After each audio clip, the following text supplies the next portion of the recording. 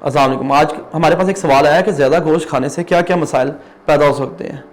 मैं आप लोगों को बताना चाहूँगा, इसमें ऑलरेडी जो पेशेंट्स यूरिक एसिड के पेशेंट्स हैं, जिनका यूरिक एसिड ज़्यादा रहता है, और गाउट के मरीज़ हैं, तो उन मरीज़ों के अंदर जोड़ों का, एंकल्स का, नीज़ का पेन बहुत ज़्यादा वर्स हो सकता है और शायद जिस्म में दर्दों में भी इजाफा हो जाए।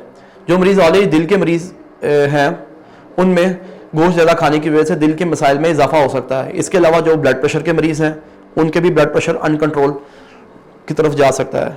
ऐसे मरीज़ काफ़ी हमारे पास एमरजेंसी में लाए जाते हैं जो ईद के बाद चेस्ट पेन, जोड़ों में दर्द, ब्लड प्रेशर अनकंट्रोल की वजह से लाए जाते हैं। तो सब यही कहते हैं कि हमने डॉक्टर साहब ईद आई थी, दावत थी, गोश्त ज़्यादा खा लिया, बारबेक्यू पार्टी थी, गोश्त खा लिया ज़्यादा बस। जबकि ऐसे मरीज़ को पहले ही समझाया जाता है कि आप प्लीज़ अपनी अपनी एहतियात बरतें, आपको ये मसला है तो ये गोश्त का ज़रा एहतियात बरत रही है। तो इस ईद के मौके पे आपने अपना सेहत का बहुत ज़्यादा ख्याल रखें और गोश्त को कम से कम और मुनासिब मकदार में ही खाएं। अगर आपका कोई सवाल है तो आप कमेंट्स में मुझसे फ्रीली पूछ सकते हैं या फिर आप मेरी अपॉइंटमेंट मरहम के थ्रू बुक करवा सकते हैं।